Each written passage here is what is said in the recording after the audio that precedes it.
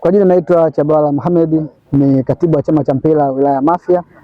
Tulikuwa tunamalizia fainali yetu ngazi ya kijiji, lakini tunashukuru imeisha salama na mshindi kupatikana ni Vunjanazi na Kigamboni wamepoteza kwa mikwaju ya penati, lakini tunasema haishi mpaka ishe, kwamba sasa kijiji cha Kilindoni na timu mbili kutoka kwanza na pili, na kijiji cha Dongo kuna timu mbili tayari zimeshapita. Kule amepita Mfuruni, amepita na Kitundu.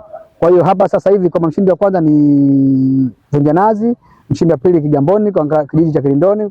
Kule kijiji cha Dongo mshindi wa kwanza ni Mfuruni, mshindi wa pili Kitundu. Kwa hiyo ina maana kwamba nusu finali ya kwanza itachezwa Dongo, ina maana Mfuruni atakwenda kukutana na Kigamboni, na kitongoji cha Vunjanazi kitacheza na kitongoji cha Kitundu hapa. Mashindano ni mazuri na mashindano yana zawadi nono na matarajio yetu kumaliza salama.